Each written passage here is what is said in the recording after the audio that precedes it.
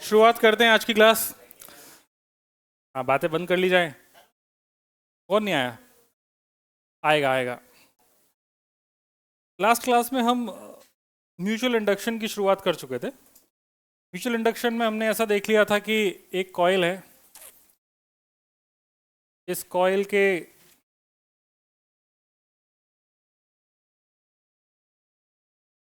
पास अपन ने एक और दूसरी कॉइल रखी है,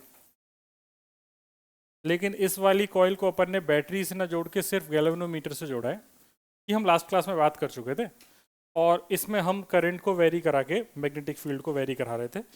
यहाँ पे नंबर ऑफ टर्न्स N1 थी, इससे पास होने वाला फ्लक्स Φ1 था, इसमें जो भी करंट जाएगी वो I1 थी। यहाँ पे नंबर ऑफ टर्न्स N2 थी और फ्लक्स Φ2 था, और इसमें जो भी करंट फ्लो करेगी उसका नाम I2 था। ये हम पढ़ चुके। तो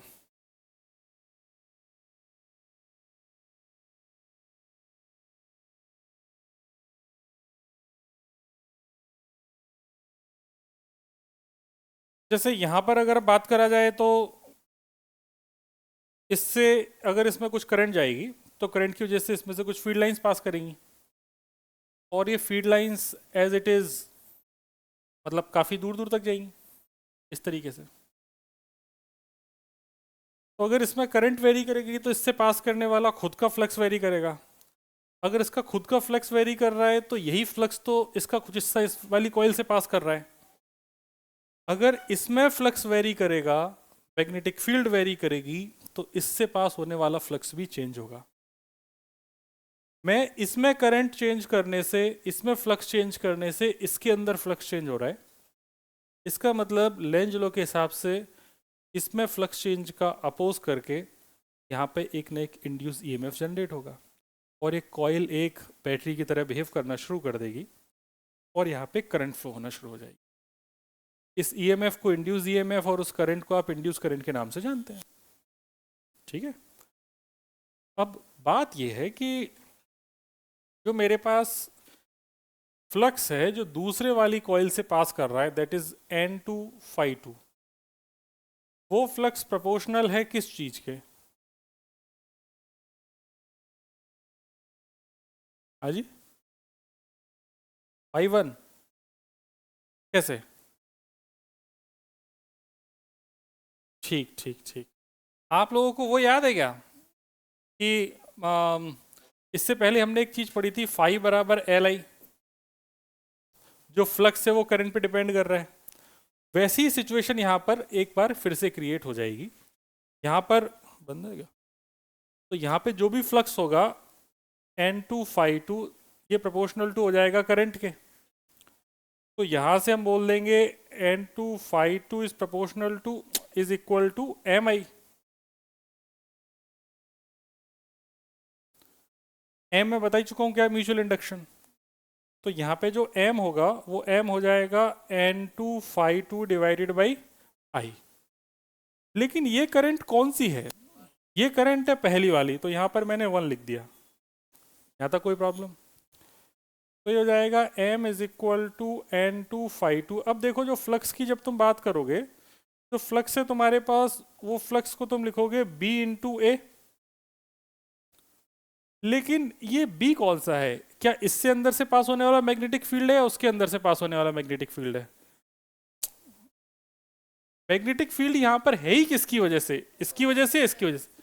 तो यहाँ पर 1 लिखूंगा ना, ड्यू टू 1। एरिया किसका रहेगा? 2 का, अपॉन करंट क्या हो जाएगी? I1। ठीक है। ये तो हमने कब बात कर ली? जब इस तरीके से म्यूचुअल इंडक्टेंस की बात हो रही हो। लेकिन हम इसको जैसे हमने पहले पढ़ रखा था वैसा यहाँ पे ये भी बोल सकते हैं कि जो इंड्यूस्ड ईएमएफ होगा, इंड्यूस्ड ईएमएफ उसको मैं E बोल दूं, तो E proportional to again d I by d t होगा। तो मैं इसको सीधा लिख दूं क्या? E is equal to minus M d I by d t. और ऑब्वियसली ये 1 होगा क्योंकि करंट तो पहले वाले में वेरी कर रही है। तो पहले वाले में करंट वेरी करने से इसे प्राइमरी बोलेंगे। ये थ्योरी तो लिखाई थी, इसकी थ्योरी लिखा दी कि नहीं लिखा दी? इसको सेकेंडरी बोलेंगे। तो प्राइमरी में करंट चेंज करने से सेकेंडरी में इंड्यूस ईएमएफ हो जाना, इसको अपन म्यूचुअल इंडक्टेंस बोलते हैं। ठीक है, ये कहानी समझ में आ गई होगी आपके। अच्छा, ये तो तब बात है जब हमें एक से दूसरे में बात कर रहे हैं, लेकिन अगर कोई ऐसा बोल दे कि म्यूचुअल इंडक्टेंस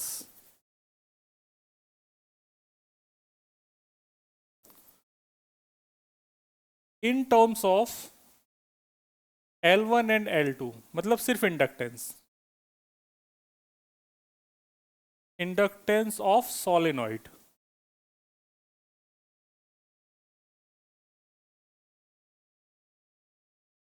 देखो भाई, बात ऐसी कि आपके पास दो सोलेनॉइड है, ये एक सोलेनॉइड दिख गया, ठीक है, ये आपके पास दूसरा सोलेनॉइड है, दोनों दिख गए, इसको बोलते हैं कोएक्सियल सोलेनॉइड। ठीक, ये कोएक्सियल सोलेनॉइड है, मतलब इन दोनों की जो एक्सिस है, अगर आप इनकी एक्सिस देखोगे तो दोनों की एक्सिस कैसी है, सेम। अब इनमें से एक का इंडक्टेंस L1 है और दूसरे का इंडक्टेंस L2 है, तो दो सोलेनॉइड के इंडक्टेंस कितने हैं, दो। अब इनका अगर म्यूचुअल इंडक्टेंस निकाला जाए in the terms of L1 and L2, तो वो होता है K under root L1 L2। Formula याद रहेगा। अच्छा, K क्या है, K is called coupling factor, K is called coupling factor. जैसे इस पर्टिकुलर इस सिचुएशन के लिए जो है, इस सिचुएशन के लिए K की वैल्यू 1 है, ठीक है, मतलब इनका जो म्यूचुअल इंडक्टेंस है वो इस तरीके का है। अगर मान लो एक कॉइल मैं ऐसी रख दूं और एक कॉइल ऐसी रख दूं, तो इस केस में कपलिंग फैक्टर 0 हो जाएगा, क्योंकि यहां से जो कुछ भी फील्ड पास करेगा वो कोई भी लाइंस इसके अंदर से पास ही नहीं कर पाएगी, इससे या तो जो एंटर करेगी वो एग्जिट कर जाएगी, इसके बीच में से कोई भी पास नहीं करेगी, तो उस केस में कपलिंग फैक्टर कितना हो जाएगा, 0। तो कपलिंग फैक्टर की जो कहानी है, जो K की मैक्सिमम वैल्यू है वो कितनी हो सकती है, 1। कपलिंग फैक्टर का मतलब है कि आप किस पोजीशन में पूरे सिस्टम को रख रहे हैं, ठीक है। तो ये एक्स्ट्रा ज्ञान हो गया, जिस ज्ञान की आपको आवश्यकता नहीं थी। ये म्यूचुअल इंडक्टेंस की कहानी समझ में आ गई क्या है, ठीक है। आप चाहें तो इससे आगे भी इसको सॉल्व कर सकते हैं, मैं इससे आगे नहीं सॉल्व कर रहा।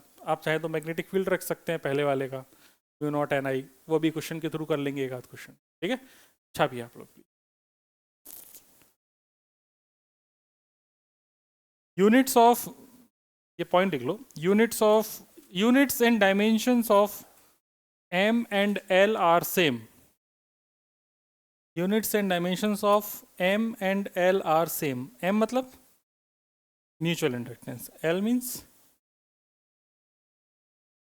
सेल्फ, म्यूचुअल इंडक्टेंस सेल्फ थोड़ी, सेल्फ तो L है।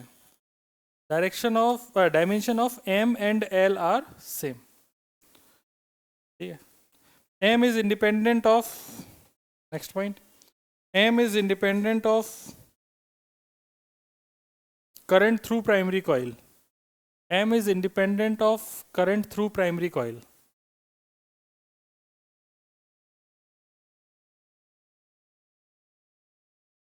And it is constant for both the circuits. And it is constant for both the circuits. And it is constant for both the circuits. तुम समझे, तुम नहीं समझे। अभी तो थोड़ी देर पहले मैं कह रहा था कि ये मतलब E is equal to -M/dI/dt, तो भाई EMF I पे डिपेंड कर रहा है, I की चेंज होने की रेट पे, M थोड़ी कर रहा है। M इन दोनों ही इंडक्टेंस, दोनों ही इंडक्टर की एक म्यूचुअल प्रॉपर्टी है, इसीलिए यहाँ पर जो आगे अपन ने चीज पढ़ी है वो M L1 L2 पे डिपेंड कर रहा है, L1 में फ्लो होने वाली करंट पे डिपेंड नहीं कर रहा है। समझी बात, ठीक। आगे लिखा जाए, मैंने बोला कि जो M है वो L1 L2 पर डिपेंड कर रहा है, L1 पर फ्लो होने वाली करंट पे डिपेंड नहीं कर रहा है, वो इंड्यूस EMF DI/dt पे डिपेंड करता है। एम थोड़ी डिपेंड कर रहा है। क्वेश्चन लिखा जाए, क्वेश्चन क्वेश्चन। ये तो पता है ना, ये ई किस में हो रहा है, कौन से सर्किट में? सेकेंडरी में। चलो बहुत बढ़िया, ये तो पता चल गया सबको। D I by d T किसका है? प्राइमरी का। प्राइमरी में चेंज होगा तभी तो सेकेंडरी में आएगा ईएमएफ। ओके, चलिए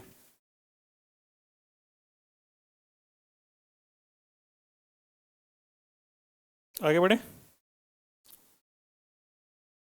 तो क्वेश्चन लिखा रहे थे हम, क्वेश्चन लिखिए। Find mutual inductance of, find mutual inductance of two coaxial solenoids having equal number of, having n1 and n2 number of turns, having n1 and n2 number of turns,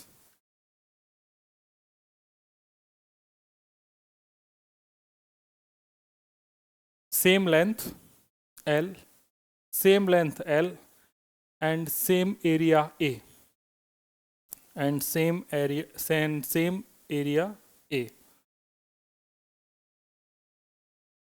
आप लोग करेंगे? कीजिए, आसान क्वेश्चन है।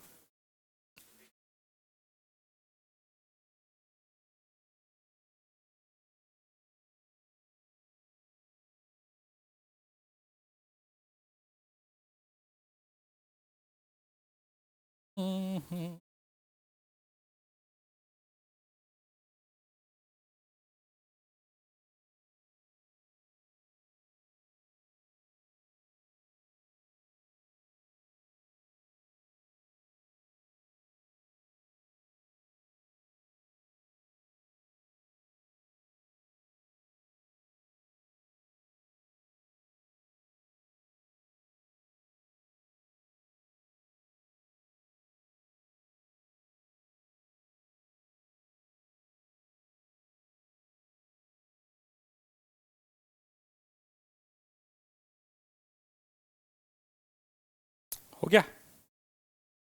कितना है? नहीं, ये कैसा आंसर है भाई?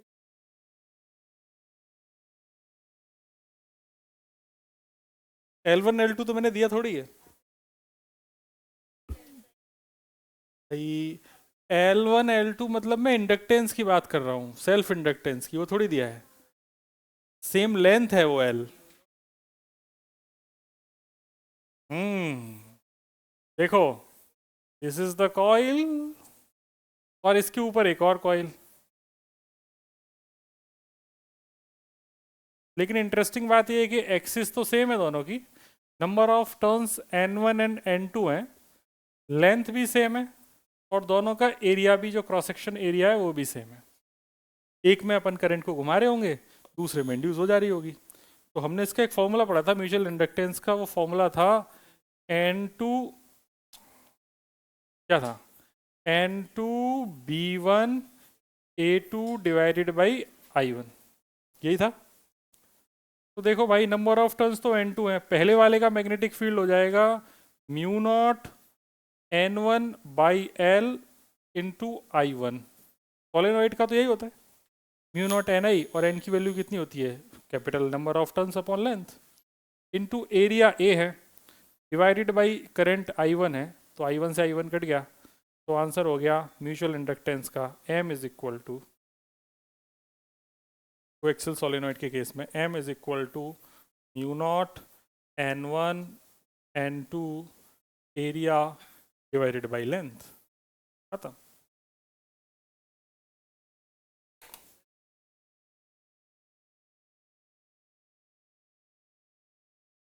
कपलिंग फैक्टर उस केस में 1 डालना पड़ेगा, सेम आया होगा।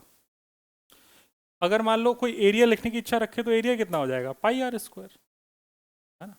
अभी एरिया अगर लिखने की जरूरत पड़े तो पाई आर स्क्वायर चिपका दे। ये क्वेश्चन आपके एनसीईआरटी में दिया गया है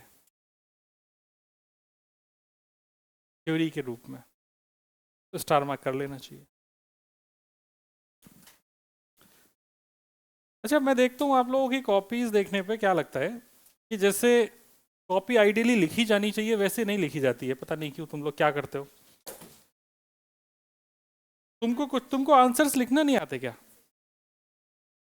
कि फलाना अज्यूम करना है, उसके बाद फिगर बनाना है, फिर फिगर में नोटेशन बनानी है। डायरेक्ट लिखने की जरूरत नहीं होती, तुम लोग बहुत डायरेक्ट लिखते हो। ऐसा लिखने से जो कॉपी चेक कर रहा है उसे समझ में ही नहीं आएगा कि आखिर आपने कहाँ से लेके आए ये चीज़ें। और कईयों की कॉपी देख के तो साफ साफ पता चलता है कि इसने सामने वाले से कॉपी किया है, आधी चीज़ें पड़ोसी से कॉपी करी हैं। क्योंकि कॉपी का जो मजमून है वो थोड़ा अलग ही दिखता है कि नहीं? चलिए अगला क्वेश्चन लिखिए।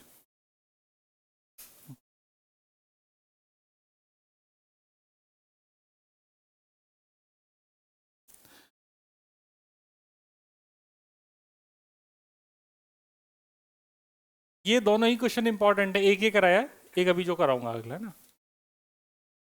Find mutual inductance between two concentric coils, to concentric coplanar coils. Find mutual inductance between two concentric coplanar coils, two concentric coplanar coils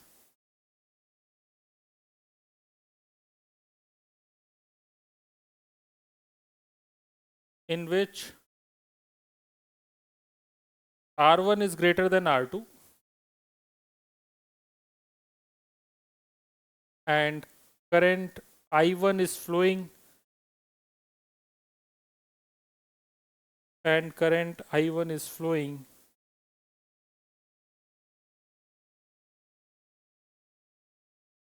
in outer ring, in outer ring. Number of turns are N1 and N2. Number of turns are N1 and N2.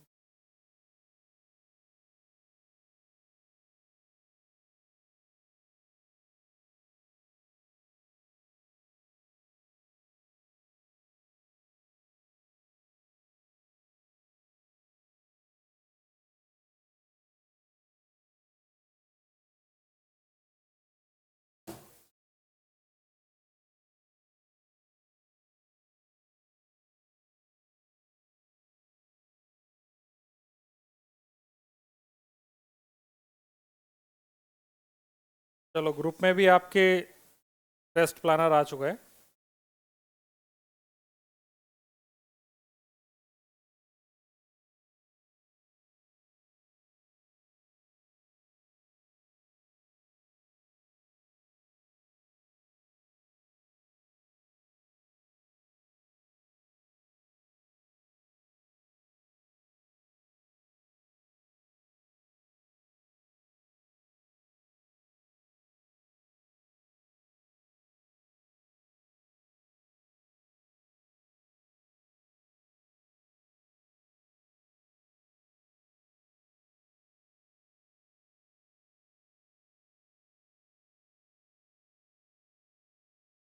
Done.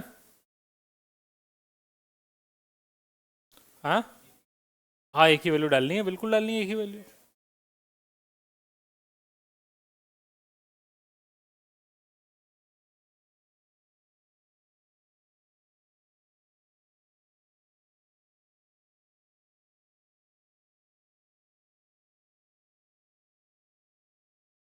देखो जिसमें current जाए वो primary होगा, आया ना?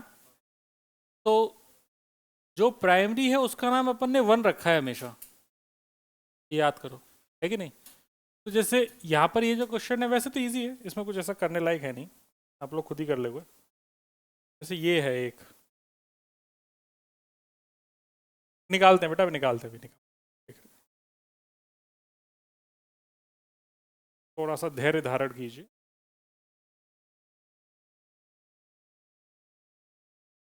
ये है R2, बाहर वाला है R1, इसमें करंट I1, इसमें नंबर ऑफ टर्न्स n1, इसमें नंबर ऑफ टर्न्स n2, यही है ना। अब इसमें उसने जो बोला है वो बोला है कि देखो भाई जो m होगा, m का फॉर्मूला मुझे पता है n2 d1 a2 by i1, यही है ना। तो देख भाई n2 तो n2 हो गया, b1 मतलब यहाँ पर एक क्वेश्चन में क्या एक चीज मैंने बताई है, r1 is very very greater than r2, है ना। r1 is very very greater than r2, मैंने शायद एक बार ही बोला होगा ग्रेटर देन, है ना, 2-3 बार ग्रेटर देन है, मतलब बहुत बड़ा है। इसको देने का ये फायदा हुआ कि इस पूरे रिंग की वजह से जो मैग्नेटिक फील्ड इसके जो सेंटर पे होगा वही मैग्नेटिक फील्ड इसके पूरे एरिया में होगा, तो मैग्नेटिक फील्ड यूनिफॉर्म हो गया। मतलब ये ऐसा है कि इतनी छोटू सी रिंग अंदर वाली और बाहर वाली इतनी बड़ी है, तो बाहर वाली की वजह से जो भी सेंटर पे होगा वो इस रिंग पे होगा पूरे एरिया में।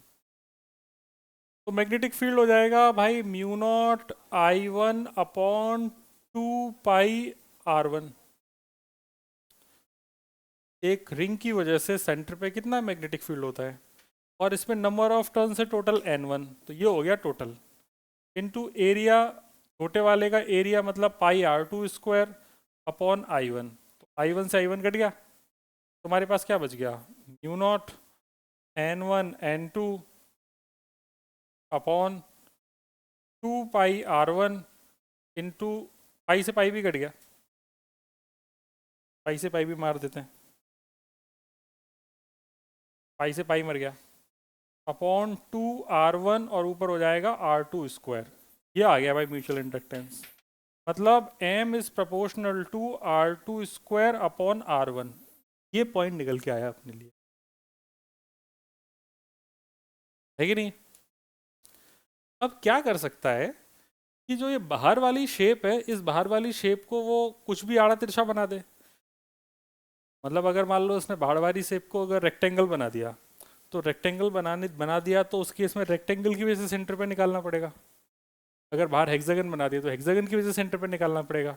तो उस केस में जो चीज़ तुम्हारी चेंज होगी वो सिर्फ यही वाली चीज़ तो चेंज होगी b1, इसके अलावा थोड़ी कुछ चेंज होगा। आया ना, स्टार मार्क कर लिया जाए। दोनों क्वेश्चन अच्छे हैं, दोनों क्वेश्चंस याद रखें। मैंने गलत लिख दिया क्या फॉर्मूला? हाँ मैंने गलत लिख दिया, mu naught I by 2R होगी, बिल्कुल सही कह रहा है, ये मेरी गलती है, ऐसी गलती मुझे नहीं करनी चाहिए थी। Mu naught I by 2R1 होगी, तो यहाँ पे नीचे या ऊपर पाई आएगा, अब सही है, ये मेरी गलती है। म्यू नॉट n1 n2 पाई R2 स्क्वायर अपॉन 2R1, ठीक है।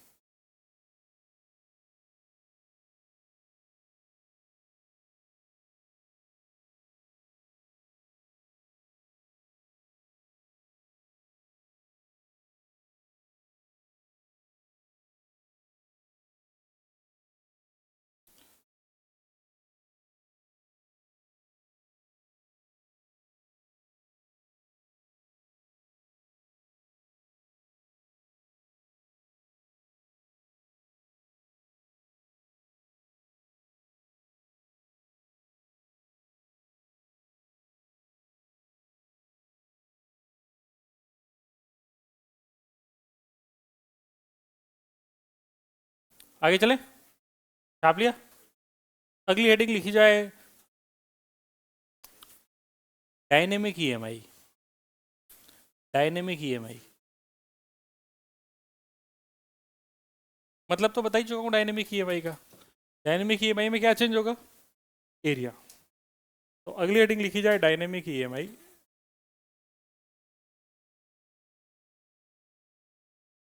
देखो डायनेमिक EMI को दूसरे तरीके से भी इसमें एक शब्द इस्तेमाल होगा जिसको बोलेंगे मोशनल EMF। मतलब है ये इंड्यूस EMF ही, लेकिन वो मोशन की वजह से आ रहा है। अब किस तरीके से आ रहा है उसके बारे में डिस्कशन है। तो बात ऐसी है कि पूरे रीजन में एक जो मैग्नेटिक फील्ड है वो पूरा इनवर्ट है। और लिखना बंद करके अब जरा बोर्ड की तरफ नज़र बना के देखेंगे। इसके अंदर एक अपन ने कंडक्टर ले लिया, इस कंडक्टर को देखेंगे तो कंडक्टर के अंदर क्या होते हैं, फ्री इलेक्ट्रॉन्स। अबे फ्री इलेक्ट्रॉन्स एकदम फ्री हैं जाने के लिए। इसको मैंने वेलोसिटी दे दी इस डायरेक्शन में, परपेंडिकुलर टू इट्स लेंथ। इसकी लेंथ है L, ये एल लेंथ की रॉड को मैंने v वेलोसिटी दे दी परपेंडिकुलर डायरेक्शन में in the magnetic field of magnitude b। यहाँ पर देख b, b और l तीनों ही एक दूसरे के परपेंडिकुलर है कि नहीं। अब मैंने क्या किया कि तुम लोगों को एक फोर्स पढ़ा रखा था मैंने, फोर्स याद है क्या, क्यू चार्ज पे फोर्स, क्यू चार्ज पे फोर्स था क्यू वी क्रॉस बी, याद आया। अब यहाँ पर एक छोटा सा इलेक्ट्रॉन है, इस इलेक्ट्रॉन के बारे में बताओ कि इस पे किधर फोर्स लग रहा होगा। बहुत भोले बच्चे हो, चार्ज नेगेटिव है, ऊपर की बजाय नीचे जाएगा, आया ना भाई। आपने किया v cross B, v cross B किधर गया, ऊपर, लेकिन चार्ज कैसा है, तो v क्रॉस बी तो पॉजिटिव है, चार्ज नेगेटिव है तो किधर आ गया, नीचे। तो इस इलेक्ट्रॉन पे जो फोर्स लग रहा होगा वो नीचे की तरफ लग रहा होगा। जब इलेक्ट्रॉन पे फोर्स नीचे की तरफ लगेगा तो इस रॉड के अंदर कुछ ऐसी कन्फिग्रेशन आ चुकी होगी, ये रॉड में पूरा नेगेटिव तो यहाँ एकमुलेट हो गया होगा, और अगर नेगेटिव इधर गया है तो पॉजिटिव किधर गया होगा, अपर ऊपर की तरफ। तो यहाँ पर एक पोटेंशियल डिफरेंस क्रिएट हो गया, और ये इस तरीके से क्रिएट हुआ कि इसका रॉड का जो अपर एंड है ये अपर एंड हाई पोटेंशियल हो गया, और इस रॉड का जो लोअर एंड है वो लो पोटेंशियल हो गया। समझ गए बात को। तो ये एक बैटरी की तरह बिहेव करने लगा, जिससे यहाँ पर एक ईएमएफ इंड्यूस होगा, उस ईएमएफ को ही आपने मोशनल ईएमएफ नाम दिया है। समझ गए कैसे प्रोड्यूस हो रहा है, एक एक इलेक्ट्रॉन पे फोर्स लग रहा है, इलेक्ट्रॉन अकमलेट होते जा रहे हैं, और अकमलेट होने की वजह से पोटेंशियल डिफरेंस बन रहा है, पोटेंशियल डिफरेंस बन गया मतलब बैटरी बन गई। बहुत बढ़िया, तो बैटरी बन गई, बहुत बढ़िया। हाँ पूरे कंडक्टर को दिया, इसके हर पार्ट को वेलोसिटी दी। ओके, तो बात ऐसे निकल के आती कि अगर मैं एक इलेक्ट्रॉन को पकड़ लूँ, इस इलेक्ट्रॉन पे वेलोसिटी इधर थी, मैग्नेटिक फील्ड अंदर की तरफ बी था, इस पे जो फोर्स लग रहा है वो मैग्नेटिक फोर्स नीचे की तरफ है, that is q v cross B. सही बात है। क्या यहाँ पर पॉजिटिव और यहाँ पर नेगेटिव होने की वजह से इधर से इधर एक इलेक्ट्रिक फील्ड जनरेट नहीं हुई होगी, हाँ या ना। तो अगर यहाँ पर एक इलेक्ट्रिक फील्ड इस लाल कलर से मैं रिप्रेजेंट कर दूं, तो नेगेटिव चार्ज होने की वजह से इस पे जो इलेक्ट्रिक फोर्स होगा वो ऊपर की तरफ लगेगा कि नहीं लगेगा, और उसकी वैल्यू कितनी हो जाएगी, Q इंटू ई। क्या लिख रहा हूँ, Q इंटू ई। सही बात है, मतलब यहाँ पर इलेक्ट्रॉन के केस में बात करेंगे तो E इंटू ई, और यहाँ पर लिख देंगे E into v cross B. इतना चमक गया। अब अगर इस चार्ज पार्टिकल पे नेट फोर्स जीरो है, क्योंकि इक्विलिब्रियम सिचुएशन तो आएगी आएगी, क्योंकि एक्सेलरेट करके जाएगा कहाँ, कंडक्टर तोड़ के तो निकल नहीं जाएगा, सिचुएशन इक्विलिब्रियम की तो आएगी। तो उस सिचुएशन में क्या होगा कि ऊपर वाला force E should be equal to, या शॉर्ट में लिख दूं, F electric force is equal to F magnetic force, मतलब E should be equal to E B cross B. इससे कट गया, तुम्हारे पास क्या बचा, E is equal to V cross B, where V is the velocity, E is the electric field, B is the magnetic field। Notation तो याद रहते हैं ना, लिखना है हर बार लिखाऊं क्या नोटेशन, चलेगा ना, ठीक है। कुछ दिन के बाद आपको सर V क्या होता है, हमें तो पता ही नहीं है, भी ध्यान रखना क्या होता है। अभी कन्फ्यूजन इसलिए शुरू होगा क्योंकि आप लोगों को मैंने एक चीज़ और बताई थी कि जो इलेक्ट्रिक फील्ड होता है उसका अगर मैग्नीट्यूड निकालूं तो वो delta V upon delta R, या डेल्टा एल बोल दो। क्या ये तुमको याद है, E is equal to minus d v by d r. तो मैं इसको ऐसा लिख सकता हूँ क्या, minus d v upon d l, और मैग्नीट्यूड अगर निकालूंगा तो माइनस हट जाएगा। सही बात है। तो यहाँ पर मैं इसी का इस्तेमाल कर रहा हूँ, मैं इसको लिख रहा हूँ d v by d l is equal to v cross B. अब तुम लोगों के पेट में हो रहा होगा दर्द कि सर ये वी और वो भी सेम है कि अलग अलग। तो ये वाला वी को तो तुम ऐसा लिख लो, ऐसा चोंच बना के लिख दो। ये जो चोंच वाला है ये कौन सा है, वेलोसिटी, चोंच इज वेलोसिटी। और दूसरा वाला वी है वो क्या है, पोटेंशियल डिफरेंस। तो it is velocity, it is speed लिख देता हूँ यहाँ, ये स्पीड है क्योंकि मैग्नी वेक्टर नहीं लगाया, वरना वेलोसिटी लिख देता। इसकी वैल्यू यहाँ पे मैंने चिपका दी dv बाई, तो इसको ऐसे लिखा जा सकता है कि जगह की कमी है, लेकिन तुम लोग समझदार हो तो मेरी बात समझ जाओगे। v cross b dot dl,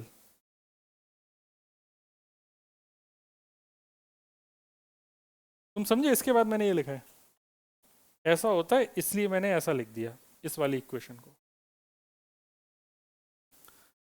अगर मैं इसको इंटीग्रेट कर दूं dv को, तो dv को इंटीग्रेट करने पे क्या मिलेगा, डेल्टा v। तो लाओ जगह का इस्तेमाल कर ही लें।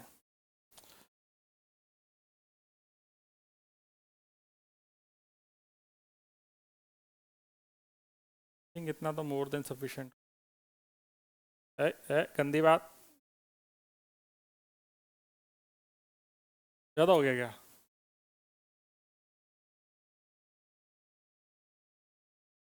ठीक है, तो अगर इसे इंटीग्रेट करेंगे तो dv को तो क्या बन जाएगा, डेल्टा v। तो delta v is equal to क्या लिखेंगे, v cross b dot dl।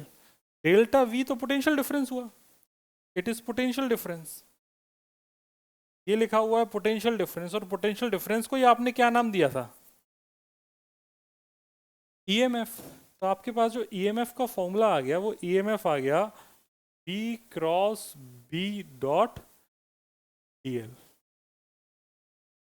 ये इंपॉर्टेंट है, याद रखना है। ओके, ये इंपॉर्टेंट है, ये याद रखना है। p cross b dot dl आप लोगों को कहाँ तक दिखाई दे रहा है, क्या ये दिखाई दे रहा है? थोड़ा जूम कर देंगे।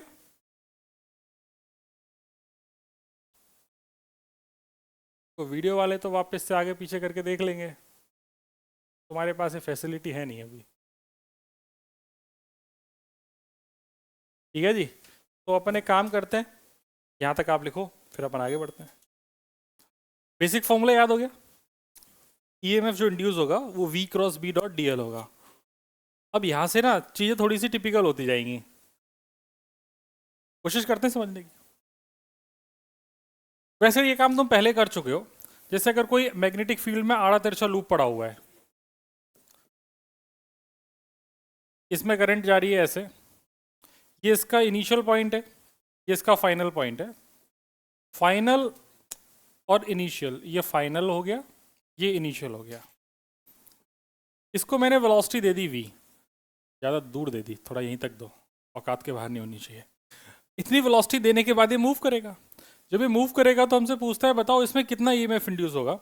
जब भी इस तरीके का क्वेश्चन हो ना, तो दिमाग लगाना थोड़ा कम करके ये सोचना है कि हम इसके इनिशियल और फाइनल पॉइंट को अगर मिला दें, और जितनी करंट इसमें फ्लो हो रही है उतनी ही करंट इसमें अगर फ्लो होना शुरू कर जाए, जो वेलोसिटी हमने इससे दी है वही वेलोसिटी अगर हम इस वायर को दे दें, तो जो ईएमएफ इस आर्क या इस टेढ़े मेढ़े वायर के अक्रॉस जाएगा, वही ईएमएफ इसके अक्रॉस इंड्यूस होगा। समझ गए बात को? तो मैं अगर मुझसे कोई बोले कि भैया यहाँ से लेके यहाँ तक की अगर इसकी लेंथ सपोज करो एल, कैपिटल एल है, तो मैं बोलूँगा कि इस पूरे पे जो भी ईएमएफ इंड्यूस होगा वो इंड्यूस्ड ईएमएफ अक्रॉस वायर, इसका नाम क्या रख दें, इसका नाम ए, इधर बी, इधर C, across wire A B C is equal to A C. ठीक है, तो मैं ईएमएफ अक्रॉस जो ए बी सी होगा वो हो जाएगा ईएमएफ अक्रॉस ए सी, और ए सी के अक्रॉस ईएमएफ हो जाएगा B cross B dot L vector. Okay, तो तुम्हें ध्यान बस यही रखना है। ये काम हम पहले कहाँ किए थे, फोर्स में। फोर्स में याद है, आइडियल क्रॉस बी। तो उस वक्त अपन ने जो काम किया था वही काम करना है यहाँ पे। अपन को बस इनिशियल से फाइनल मिला के जो भी फाइनल लेंथ है उस पर ईएमएफ इंड्यूस निकाल लेना है, सेम वैल्यू निकल के आएगी आर्क के अगेंस्ट। ठीक है, अब यहाँ पे बात आती है कि भैया direction of high potential direction of high potential, लिखते जाओ अब क्योंकि आपको ऐसा दिमाग वाली बात नहीं है। Direction of high potential is along V cross B। मतलब जिस डायरेक्शन के अलोंग आपने V क्रॉस B किया है, जैसे यहाँ पर आपकी वेलोसिटी राइट साइड थी, तो V क्रॉस B किया तो ऊपर वाला हाई पोटेंशियल हुआ ना। तो बैटरी हमेशा बनाने के लिए यही ध्यान रखना है कि V क्रॉस B करके देख लेना है। V क्रॉस B करके जिधर डायरेक्शन आए वही डायरेक्शन हो जाएगी हाई पोटेंशियल की, और उसके अपोजिट हो जाएगी लो पोटेंशियल की। ठीक है बच्चों, बाकी सब चीज़ें तो अभी खैर बताऊंगा। एक चीज़ और चलो लिखाई देते हैं। जैसे EMF जीरो हो सकता है कब कब? When velocity is parallel to magnetic field. Parallel का मतलब समझते हो? एंगल कितना हो गया? जीरो, और साइन जीरो की वैल्यू कितनी होती है? जीरो। व्हेन वेलोसिटी, ये पैरेलल और इसको कहते हैं एंटी पैरेलल। क्या आप ये दोनों नोटेशन से वाकिफ हैं? देख लो जरा बोर्ड पे। पैरेलल एंटी पैरेलल दोनों से वाकिफ हैं? इसको पैरेलल पढ़ते हैं और इसको एंटी पैरेलल पढ़ते हैं। इस केस में जो एंगल होगा वो थीटा 0 डिग्री हो जाएगा, इस केस में थीटा कितना हो जाएगा? 180 डिग्री। तो EMF यहाँ पे जीरो हो जाएगा V cross B dot L में। अच्छा जी, बहुत बढ़िया। अगर V cross B dot L, अगर ये तीनों कोप्लेनर हो जाएं, when velocity, magnetic field and L vector are coplanar, ये इसके तीन केस पॉसिबल हैं, हालांकि इससे ज़्यादा भी हैं, उसमें अपन नहीं जाएंगे। कोप्लेनर बोलने से सारी काम हो जाएंगे। कोप्लेनर हो जाएंगे तो तीन वेक्टर कोप्लेनर होते हैं तो उनका ट्रिपल प्रोडक्ट जीरो होता है। ये लिखा हुआ चीज़ ट्रिपल प्रोडक्ट ही है। तो अगर तीन वेक्टर, अगर उनका ट्रिपल प्रोडक्ट जीरो है तो वो कोप्लेनर होते हैं। अब आप लोग को इस बात को नहीं समझ पा रहे ना?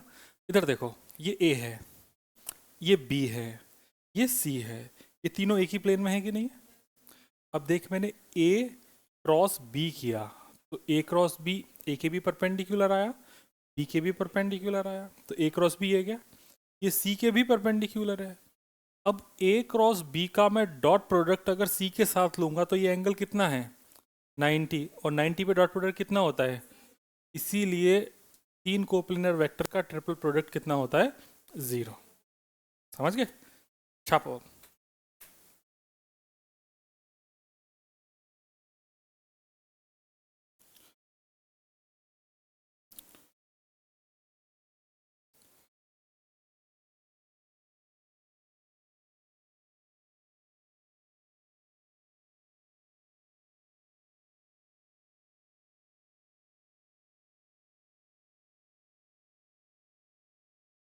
क्या है दोस्त?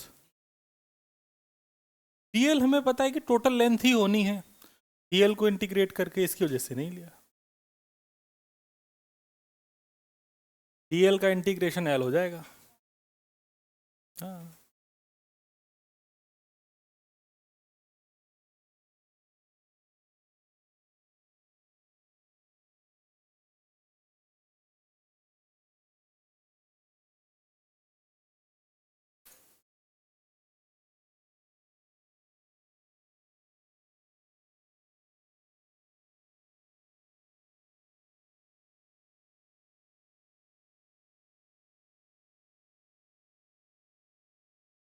आप में से बेस्ट टू वाले कितने हैं? एक, दो और तीन। तो क्या हुआ तुम्हें? पिछली क्लास में तो थे तुम।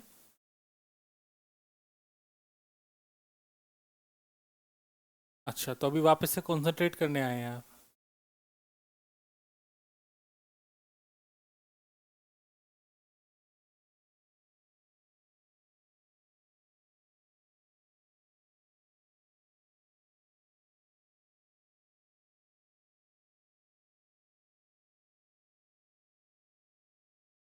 डन? छाप लिया? अगर इतना समझ में आ गया तो आगे बढ़ते हैं।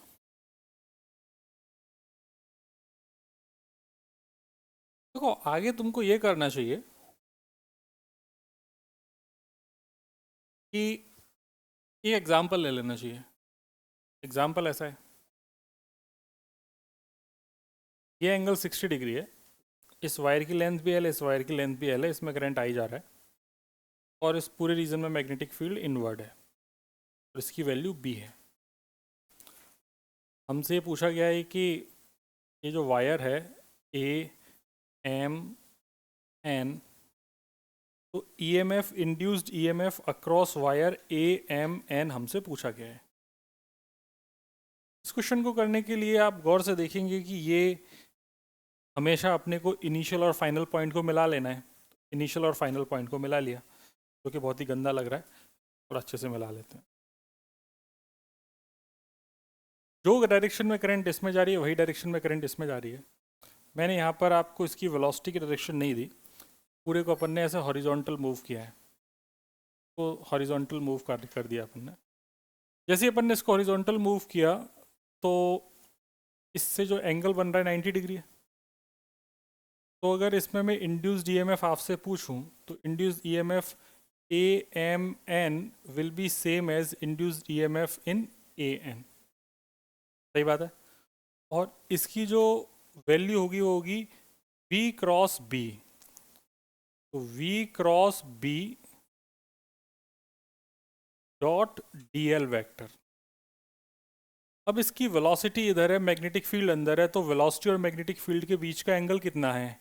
90 डिग्री। तो ये तो हो गया VB साइन 90। ठीक है।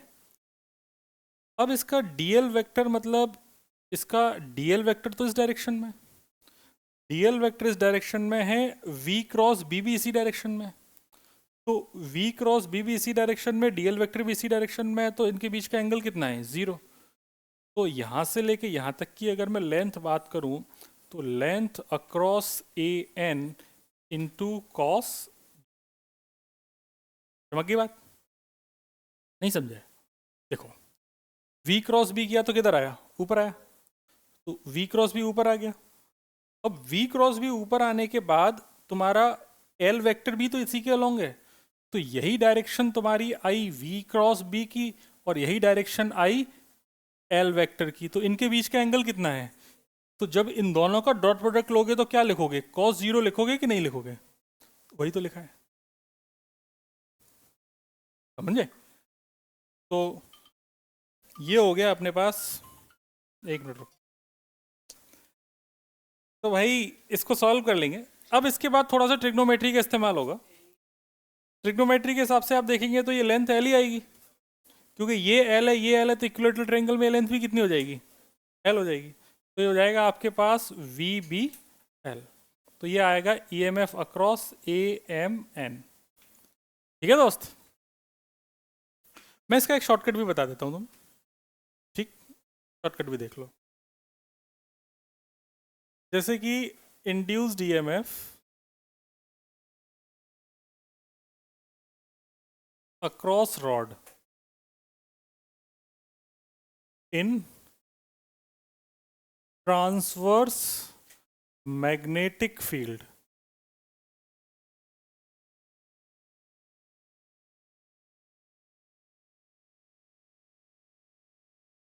देखो भाई सुनो, मैं ऐसा बोल रहा हूं कि इस पूरे रीजन में मैग्नेटिक फील्ड जो है वो इनवर्ड है। तो ट्रांसवर्स मतलब परपेंडिकुलर होता है, ये बात तो जानते हो तुम लोग। अब इसमें अगर मान लो अपन एक रॉड लेके आए, आराम से सुनना है ना, कहानी की तरह ही सुनना। क्या हो रहा है भाई? इसके पास अपन ने इसको वेलोसिटी दे दी, ये एंगल है थीटा, मतलब इसका लेंथ से बनने वाला एंगल कितना है? थीटा, और इसकी लेंथ है एल। ओके, और मैग्नेटिक फील्ड है यहाँ पर बी। अब इसमें अपने को ये पता करना है कि ये बताओ कि भैया इसके क्रॉस कितना ईएमएफ इंड्यूस हो रहा होगा। तो अपन ने क्या किया, इस v के दो कंपोनेंट कर लिए। तो v के दो कंपोनेंट किए तो एक कंपोनेंट तो परपेंडिकुलर हो गया, एक इसके अलोंग हो गया। जो इसके अलोंग हुआ वो क्या हो गया? v cos theta. ये कितना हो गया? v जो कंपोनेंट इस लेंथ के अलोंग है ये कोई भी ईएमएफ प्रोड्यूस करने वाला नहीं है। ईएमएफ प्रोड्यूस करने के लिए रेस्पॉन्सिबल कौन है? V sine theta. तो देखो यहाँ पर वी साइन थीटा इसके परपेंडिकुलर वेलोसिटी हो गई, एल इसकी लेंथ हो गई, और मैग्नेटिक फील्ड इसके प्लेन के परपेंडिकुलर है। तो यहाँ पर ईएमएफ इंड्यूस कितना हो जाएगा? V B into sine theta, speed और लेंथ के बीच बी क्रॉस बी ना, तो v cross B dot D l. तो ये हो जाएगा तुम्हारे पास जो परपेंडिकुलर डायरेक्शन में जो कंपोनेंट है यही कंपोनेंट रेस्पॉन्सिबल है तुम्हें ईएमएफ इंड्यूस कराने के लिए। तो हो जाएगा v sine theta into B और इंटू एल। मतलब ये तो हो गया v sine theta, magnetic field अंदर, तो v sine theta cross b, तो इधर आया। ये डायरेक्शन तो हो गई तुम्हारे लेंथ के अलोंग इनटू कॉस जीरो, क्योंकि लेंथ भी इधर है, v क्रॉस b की डायरेक्शन भी इधर है, उस केस में कॉस जीरो आएगा, जो मैंने लिखने की जरूरत नहीं है। तो यहाँ पर जो ईएमएफ होगा वो हो जाएगा B B L sine theta. तुम चाहो तो इसको भी याद रख सकते हो, लेकिन ध्यान रखना इस केस में जो मैग्नेटिक फील्ड है वो ट्रांसवर्स है, मतलब लेंथ के और वेलोसिटी दोनों के ही परपेंडिकुलर है। यहाँ पर थीटा है, it is angle between length and speed.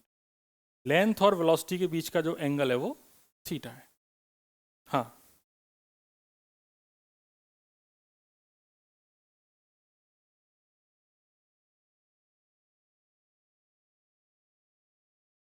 क्या बेटा?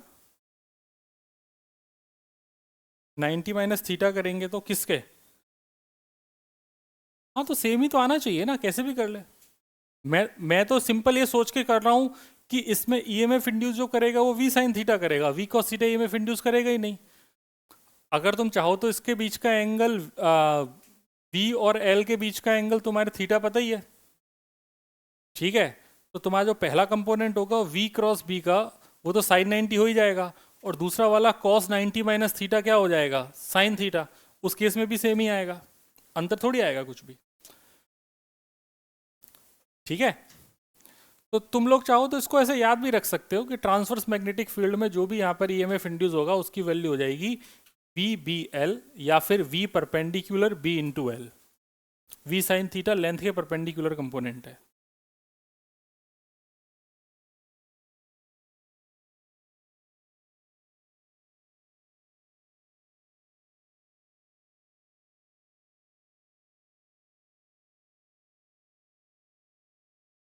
चमक गई बात?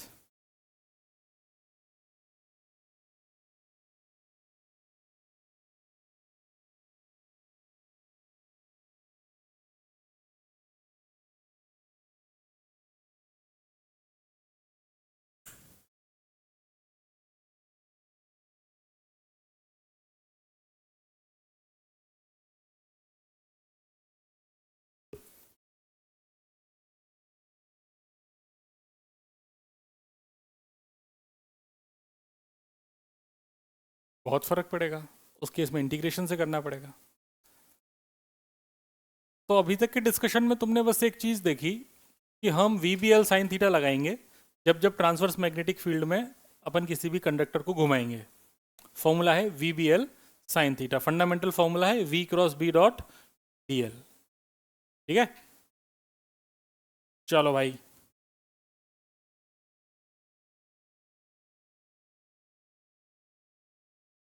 आगे चलें। नो सर,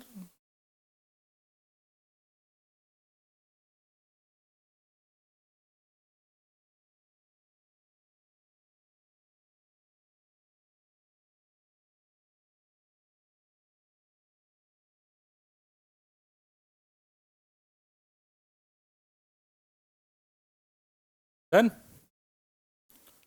देखो,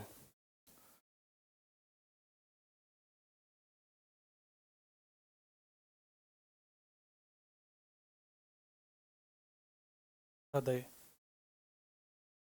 हृदय मतलब जब जब किसी कंडक्टर को ट्रांसवर्स मैग्नेटिक फील्ड में दौड़ाया जाएगा तो उसके लिए जो रिस्पॉन्सिबल है, जो कंपोनेंट वेलोसिटी का ईएमएफ प्रोड्यूस करेगा, वो कंपोनेंट है जो लेंथ के परपेंडिकुलर है।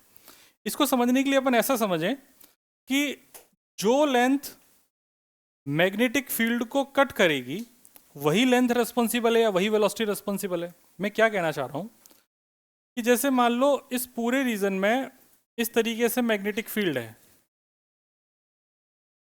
समझ गए? अब मैं एक रॉड को लेके आया जो इस तरीके से है, ये विस्की वेलोसिटी इधर है और इसका ये वाला एंगल अपने को 30 डिग्री दिया गया है। इसकी लेंथ बी है, magnetic field B, length L है, मैग्नेटिक फील्ड बी है। पूछा इसमें बताओ ईएमएफ कितना इंड्यूस होगा, क्या फॉर्मूला लगाया जाए?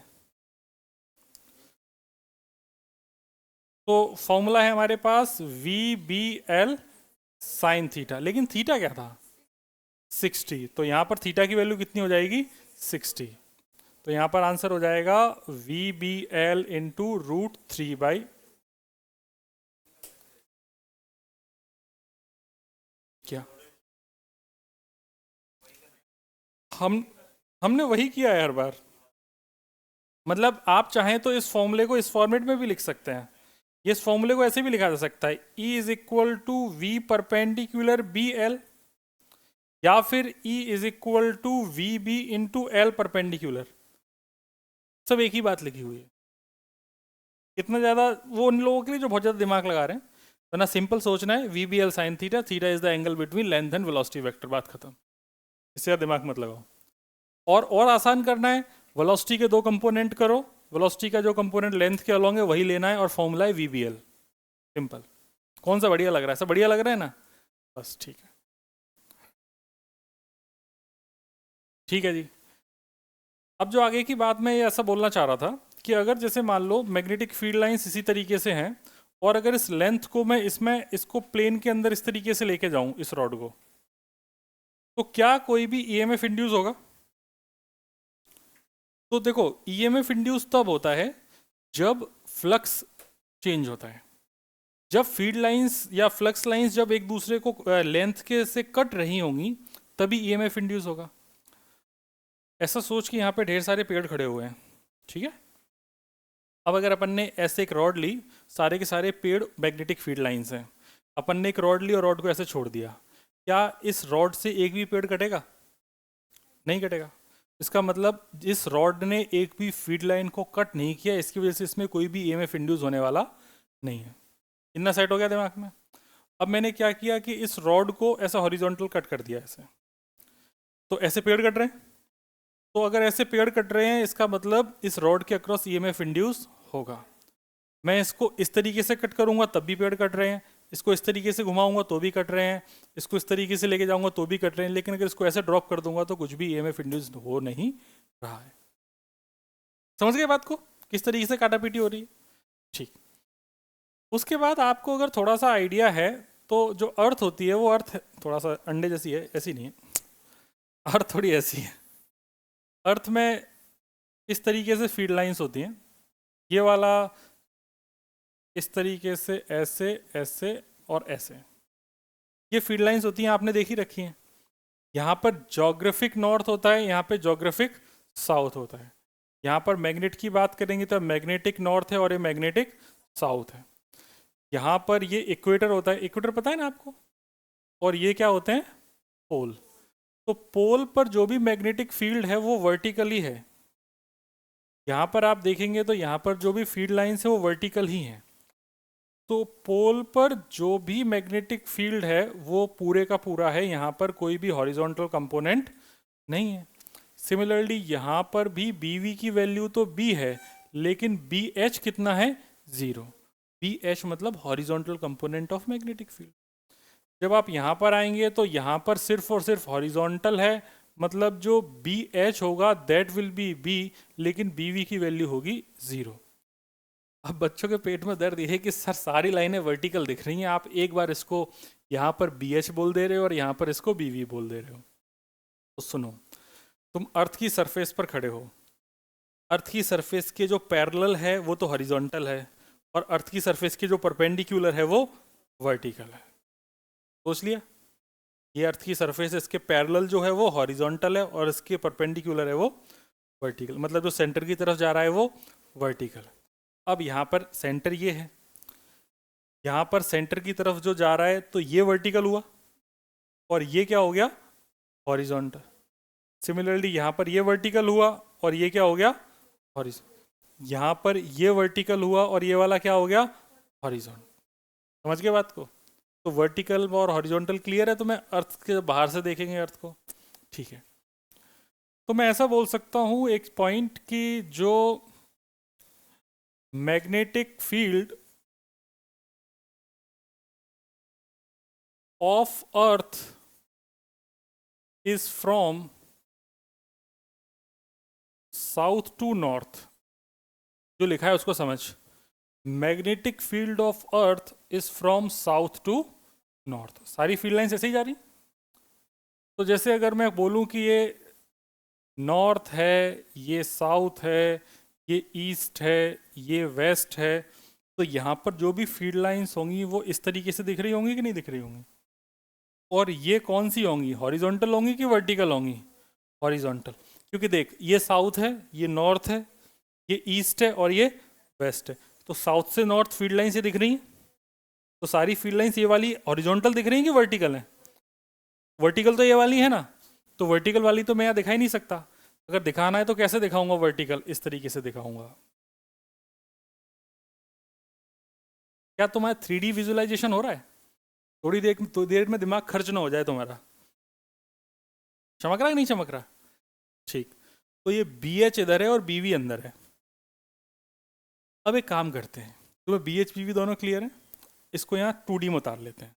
यहाँ अपने सामने साउथ इधर है, नॉर्थ इधर है, ईस्ट इधर है और वेस्ट इधर है। तो साउथ से नॉर्थ की तरफ अपने पास क्या है, फील्ड लाइंस आ रही हैं, दिख गई? सारी दिख रही हैं फील्ड लाइन। ईस्ट और वेस्ट इधर है, मतलब ईस्ट इधर है, वेस्ट इधर है। अब ये है वो कंडक्टर। इस कंडक्टर को मैं इस तरीके से मैंने पकड़ा है, तो देखो ये ईस्ट और वेस्ट डायरेक्शन में कंडक्टर पकड़ा गया है। ईस्ट और वेस्ट डायरेक्शन में कंडक्टर को पकड़ के मैंने इसको ड्रॉप किया है। तो ये कौन सी फील्ड लाइंस को काट रहा है? हॉरिजॉन्टल वाली को। ये वाली को ही तो काट रहा है। अगर ये ढेर सारे ऐसे पेड़ लगे हुए हैं तो ऐसे खच से काट देगा। लेकिन क्या ये जो वर्टिकल वाली फील्ड लाइन से क्या एक को भी काट पा रहा है? ये तो पैरेलल ऐसे घुस जा रहा है पीछे। तो मेरे को ये समझ में आया कि अगर if a rod of length L is dropped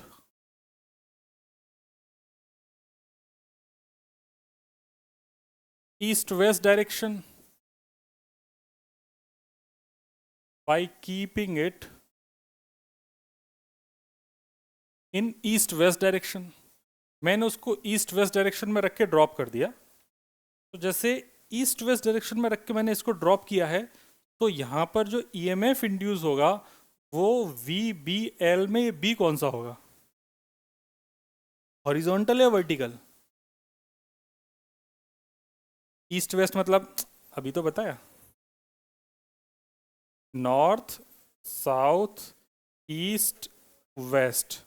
मैंने रॉड को रखा है, ये रखी है रॉड, और इसको ड्रॉप कर दिया। तो ड्रॉप कर दिया तो नीचे जाएगी, नीचे जाएगी तो नीचे की तरफ क्या है, BV, और इधर क्या है, BH। तो क्या कटेगा, BH। तो यहाँ पे मैग्नेटिक फील्ड कौन सा आएगा, BH या BV? BH। यही तो अभी समझाया, east west magnetic field lines ऐसे हॉरिजॉन्टल ऐसे ड्रॉप किया तो क्या कटेगा, BH। इतना चमक गया? ठीक है। अगर मैं इसको, ये ड्रॉप किया है, ठीक है, अगर मैं इसको नॉर्थ साउथ रख के ड्रॉप कर दूं, मतलब अगर इसका दूसरा केस ले लूं, यहीं ले लेते हैं दूसरा केस। नॉर्थ साउथ रख के मैंने इसको ड्रॉप कर दिया नॉर्थ साउथ डायरेक्शन में, मतलब इस बार रॉड ऐसी है, देखो नॉर्थ इधर है, साउथ इधर है, वेस्ट इधर है, ईस्ट इधर है, और यहाँ पे जो डायरेक्शन है वो नॉर्थ साउथ रख दी गई है। ये मतलब ये कंडक्टर रखा गया है, इसको अब ड्रॉप किया गया है, मतलब अब इसको ऐसे ड्रॉप किया गया है। तो क्या कोई हॉरिजॉन्टल लाइन कट रही है? नहीं कट रही। क्या वर्टिकल लाइन कट रही है? कैसे कट रही है? ये सारे के सारे पेड़ खड़े हुए हैं, लाइन ऐसे ड्रॉप हो गई, क्या एक भी पेड़ कटा क्या? तो वर्टिकल भी तो नहीं कट रही ना, वर्टिकल कट रही है और हॉरिजॉन्टल ऐसी, तो हॉरिजॉन्टल भी ऐसे जा रही है ना, हॉरिजॉन्टल कटी और ना ही वर्टिकल कटी। तो इस केस में जो ईएमएफ होगा वो कितना हो जाएगा, 0, क्योंकि कोई भी फीड लाइन यहाँ पर कटने वाली नहीं है। ये हो गया तुम्हारे पास बी एच, और बी भी कितना है, वर्टिकली डाउनवर्ड। दिमाग में आ रहा है क्या? ठीक है, ये तो बात है ड्रॉप करने की। अगर मैं इसको ड्रॉप नहीं करूं, ये केस नंबर 1 हो गया, मैं कह रहा हूं मैं इसे ड्रॉप नहीं करूंगा। अब मैं केस नंबर 2 ले रहा हूं, rod is moving in north south direction by keeping its length along east west direction। ये क्या कह रहा है, दिमाग लगाते हैं। ये कह रहा है कि यार एक रॉड है, नॉर्थ, इधर साउथ, इधर ईस्ट और इधर वेस्ट। नॉर्थ साउथ डायरेक्शन में अपन ने मूव करना है, लेकिन रॉड रखी किधर है, ईस्ट वेस्ट में, और इसको इधर मूव कर रहे हैं, मतलब इसकी वेलोसिटी इधर है। अगर इसकी वेलोसिटी इधर है तो BV तो तुम्हारा अंदर की तरफ है, और जो BH है वो इसी प्लेन में है। तो बताओ ये क्या काटेगा, BH या BV? वहां से हटाओ, इधर सोचते हैं। साउथ उधर है, नॉर्थ इधर है, ईस्ट वेस्ट में अपन ने रॉड रख दी और इसको नॉर्थ में चला रहे हैं। क्या कट रहा है, वर्टिकल वाली कट रही है ना। तो यहाँ पर जो EMF इंड्यूस होगा उसके लिए रेस्पॉन्सिबल कौन होगा, VB इंटू, समझ गए बात को? सोचो सोचो। अगर मैं यहीं पर एक दूसरा केस ले लूं, मतलब केस दू का भी, इसका भी दूसरा, if rod is moving in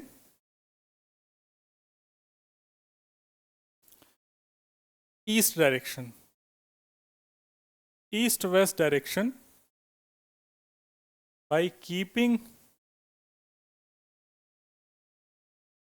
its length along north south direction. क्या आप लोगों को दिख रहा है, मतलब समझ पा रहे हैं राइटिंग? क्योंकि आज थोड़ा मैं ऐसा लिख थोड़ा अजीब सा रहा हूं। नॉर्थ साउथ डायरेक्शन में जब आप किसी भी रॉड को रखेंगे, तो नॉर्थ साउथ डायरेक्शन में रॉड को रख दिया और इसको ईस्ट वेस्ट मूव कराना है, तो क्या कटेगा, देखो क्या कटेगा, हमेशा वर्टिकल ही कटेगा यार। अब तुम इस रोड को ऐसे कहीं भी घुमा दे, ऐसे इस हॉरिजॉन्टल प्लेन में इस रोड को कहीं भी घुमा दे, काटेगी तो हमेशा इन्हीं लाइन को ना। क्या हॉरिजॉन्टल लाइन को कभी काट पाएगी? सोच, ये सारी की सारी मेरी उंगलियां ही फीड लाइन है, जो हॉरिजॉन्टल है कि भी वर्टिकल है। अब मैं यहां पर एक रॉड को रख के ऐसे घुमा रहा हूं, क्या एक भी हॉरिजॉन्टल लाइन कट रही है? कैसे भी ईस्ट वेस्ट घुमा ले, नॉर्थ साउथ घुमा ले, कोई भी फीड लाइन कट रही है क्या? नहीं। लेकिन ये वर्टिकल वाली फीड लाइन है, इनको मैंने नॉर्थ साउथ घुमाऊंगा तब भी कटेगी, ईस्ट वेस्ट घुमाऊंगा तब भी कटेगी। चमक गई बात? ठीक। तो यहां पर अगर अपन बात करेंगे तो, गधे चोंच मत चला, मजाक नहीं चल रहा है। ईस्ट वेस्ट, और अपन को क्या देखना है, इस बार अपन ने किधर मूव किया था, rod is moving in east west direction but direction is along north and south, इसको इधर मूव करा देते हैं। तो इस केस में भी जो काटेगा वो तो BV को ही काटेगा ना यार, ये BH को थोड़ी काट पाएगा। तो जो EMF इंड्यूस होगा वो हो जाएगा VBV इंटू L। ठीक है, ये जो कोई भी डिस्कशन नहीं, जेई नीट के लिए है, बोर्ड के लिए नहीं है। तो कुछ लोग रिलैक्स हो गए कितनी देर से सर दिमाग का दही हो गया। ये मतलब यहाँ से बात की कहानी, जहाँ से मैग्नेटिक फील्ड अर्थ की बात हुई है, तो जेई नीट के लिए है, बोर्ड के लिए नहीं। बाकी आप लोगों के लिए तो छोटी छोटी सी बातें। इन छोटी सी बात में यार एक क्वेश्चन और यहीं पे कर लेते हैं। एक क्वेश्चन ये हो सकता है कि अपने पास एक सेमी सर्कुलर आर्क है, कछुआ देखो इधर जरा, इसमें करंट आई जा रही है, इसकी जो रेडियस है दैट इज R, और इसको अपन ने वेलोसिटी दे दी है इधर, और मैग्नेटिक फील्ड पूरे रीजन में अंदर की तरफ है, और पूछा है कि बता दीजिए कि इसमें ईएमएफ इंड्यूस कितना होगा और कौन सा पोटेंशियल हाई पोटेंशियल होगा, कौन सा एंड। अगर इसका नाम है ए और इसका नाम है बी, या बी अच्छा नहीं लग रहा, इसका नाम रख देते हैं पी, ए पी। ए और पी में कौन हाई पोटेंशियल होगा, कौन लो पोटेंशियल होगा। तो सबसे पहले अपन को क्या बनाना है, ए और पी को जोड़ती हुई एक लाइन, दैट इज ए, और ये बन गया, जो करंट की डायरेक्शन इधर है वही इसमें रख दी, जो वेलोसिटी इसको दी है वही वेलोसिटी इसको दे दी, इसकी जो लेंथ है वही लेंथ हो गई। तो ईएमएफ तो मुझे पता चल गया वी बी एल, ठीक है, लेकिन लेंथ निकालनी पड़ेगी। तो लेंथ कितनी है इसकी, ट्वाइस ऑफ रेडियस, क्योंकि यहाँ से यहाँ तक जोड़ोगे तो किसके बराबर हो जाएगी, रेडियस का डबल। तो ये हो जाएगा वी बी इंटू 2r। ठीक है, कर पाओगे, अरे हाँ है ना, ठीक है भाई। तो छापिए फिर अब आप।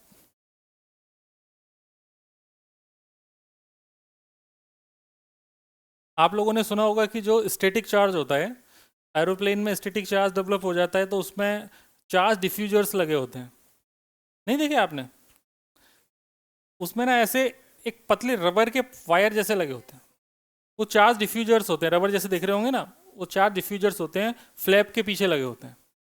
तो चार्ज डिफ्यूजर्स का काम बस यही है कि जो भी चार्ज इंड्यूस हुआ है वो चार्ज को डिस्चार्ज कर दे।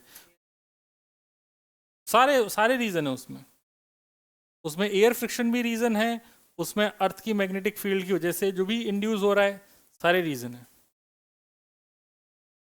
ठीक है, चलो भाई,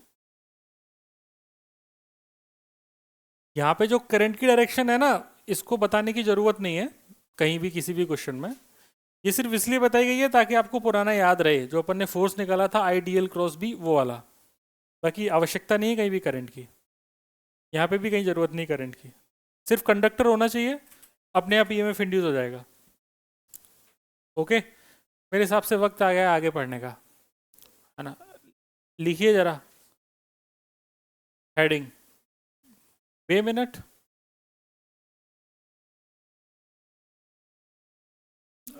हेडिंग है हम लिखा रहे हैं,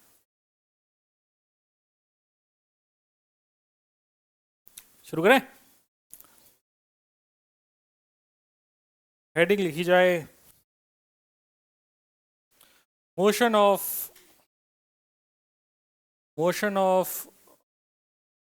rod in transverse, obviously conducting है, मोशन ऑफ रॉड ब्रैकेट में लिख लो conducting, motion of conducting rod in transverse magnetic field. ये हेडिंग हम लिखा चुके हैं क्या पहले, लग तो रही है सुनी सुनी से।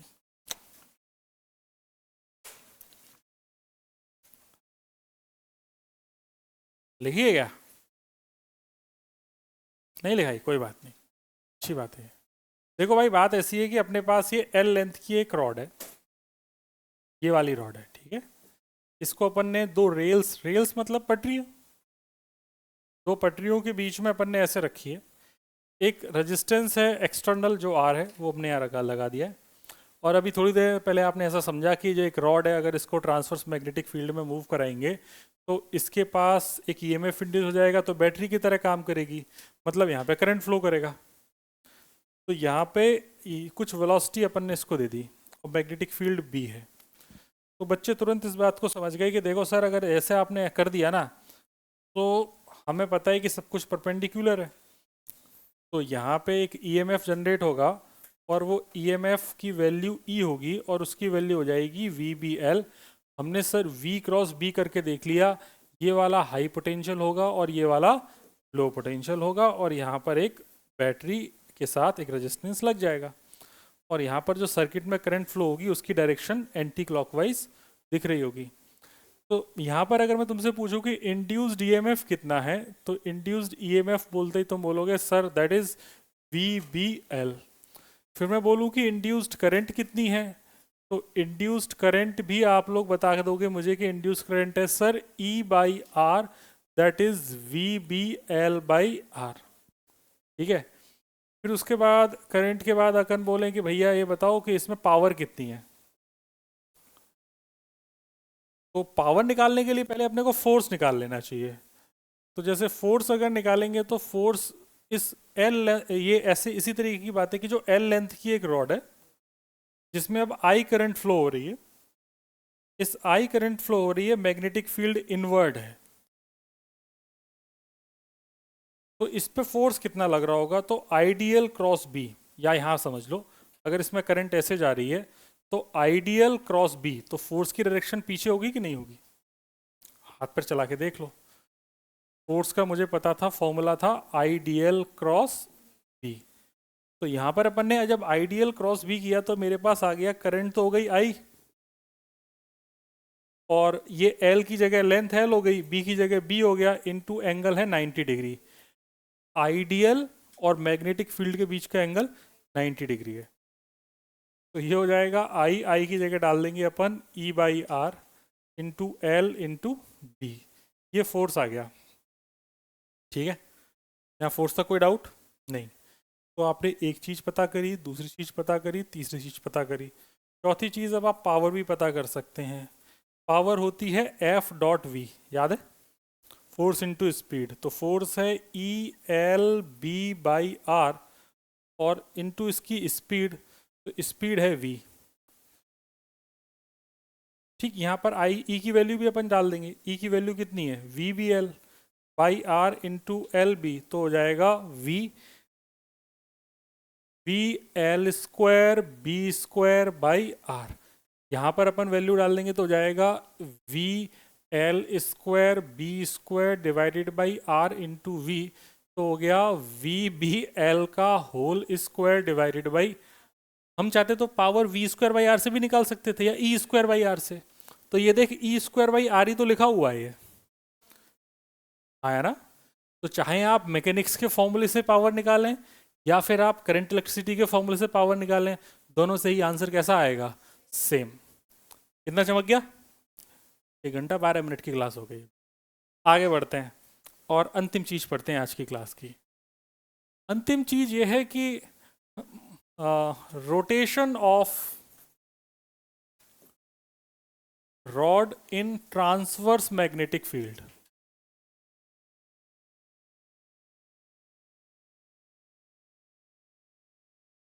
देखो मतलब मैं ऐसा कह रहा हूं कि अभी तक जो रॉड को तुम ट्रांसलेशनल मोशन दे रहे थे, इस बार अपन इसको रोटेशनल मोशन देने की कोशिश करते हैं, और कोशिश करने वालों की कभी हार नहीं होती। तो ये गई भाई रॉड, रॉड की लेंथ है एल, अपन ने इसको ऐसे घुमा दिया ओमेगा से, ये है इसका सेंटर ओ, और मैग्नेटिक फील्ड पूरे रीजन में अंदर की तरफ है, ये बार बार बताने की जरूरत नहीं है। अब बी मैग्नेटिक फील्ड में अपन ने इसको ऐसे घुमा दिया, तो यहाँ पे गेम ये है दोस्त कि इस रॉड की एक एक पॉइंट का डिस्कशन करते हैं। इसका नाम रख देते हैं ए, तो ये ओ ये गया, ए ये गया, और ये पूरा ऐसे घूम रहा है ओमेगा से। तो यहाँ से मैंने छोटी सी डिस्टेंस लेके यहाँ पे एक छोटा सा एलिमेंट ले लिया। इस एलिमेंट की जो वेलोसिटी है वो तो v रहेगी, तो इस एलिमेंट की वेलोसिटी हो गई v, ठीक है। v इज इक्वल टू मैं लिख दूंगा r इंटू ओमेगा, अगर इसकी लेंथ r है और यहाँ से लेके यहाँ तक की इसकी थिकनेस dr है, ठीक। अब अगर मैं बोलूँ कि इस छोटे से एलिमेंट dr के अक्रॉस कितना EMF इंड्यूस हुआ होगा, तो मैं बोलूँगा EMF induced across small element dr। इस dr के अक्रॉस कितना एलिमेंट कितना EMF इंड्यूस हुआ होगा। देख भाई फॉर्मूला अपन ने पढ़ रखा है, फॉर्मूला है VBL, ठीक। तो इसकी वेलोसिटी हो गई v, रंग बदल दें, रंग अच्छा नहीं लग रहा। मैग्नेटिक फील्ड हो गया b, और लेंथ है तुम्हारे पास dr, यही तो है ना फॉर्मूला। ये तुम्हारी स्पीड कितनी है v, मैग्नेटिक फील्ड है b, और लेंथ कितनी है dr, क्योंकि फॉर्मूला था यही था E is equal to BBL। अब गेम ये है कि v की वैल्यू है r ओमेगा, b ये गया, और dr तुम्हारे पास dr ही है, इसे अपने को कर देना है इंटीग्रेट। तो देख भाई, ओमेगा और b तो बाहर आ गया, अंदर बच गया r dr, r की लिमिट 0 से लेके l तक, तो हो जाएगा omega b r square by 2, limit 0 से लेके l, तो omega B L square by 2। तो यहाँ से तुम्हारे पास जो इंड्यूस्ड ईएमएफ हो गया वो हो गया half B omega L square. तो जब रॉड अगर रोटेट कर रही है तो उस केस में फॉर्मूला है half B omega L square, और अगर रॉड अगर सिंपली ट्रांसलेशन मोशन कर रही है तो फॉर्मूला है वी बी एल। एक और गेम सुनो, अगर ऐसा है तो इस पर्टिकुलर केस में जब मैंने मैग्नेटिक फील्ड अंदर माना है तो इसकी वेलोसिटी किधर है, लेंथ के परपेंडिकुलर। तो अगर मैं v क्रॉस b करूंगा तो जो बैटरी बनेगी वो बैटरी ऐसी बनेगी कि नहीं बनेगी, देख ले आराम से सोच। जो बैटरी बनेगी, मैं इस कलर से बना देता हूँ, बैटरी बनेगी वो बैटरी ऐसी तो बनेगी, सोच के देख, v क्रॉस b, तो ये हाई पोटेंशियल होगा। जैसे ये तो अच्छा रिंग की इसकी बात हो गई, रॉड की।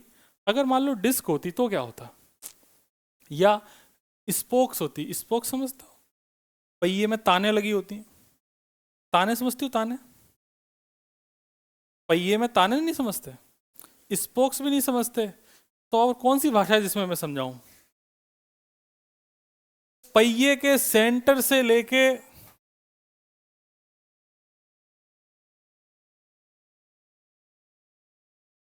ये पहिया है, इस पहिए के सेंटर से लेके यहां तक ऐसे नहीं स्पोक्स लगी रहती हैं, तीलियां तीलियां, है ना, इतना समझ गए। तो अगर मान ले ऐसा है तो उस केस में देख कितनी बैटरी बनेगी, जितनी ताने उतनी बैटरी बनेगी, आया ना। और सारी की सारी बैटरी सीरीज में कनेक्टेड है कि पैरेलल में, पैरेलल में। जैसे इस पॉइंट का नाम ओ रख और इसका नाम अगर ए रखूं तो सारे के सारा ए ही तो है, तो सारे के सारे पैरेलल कनेक्शन है।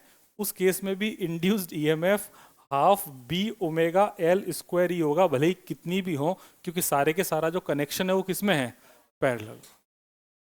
समझ गई बात। Since connection all connection are in parallel, all connection are in parallel, that's why induced EMF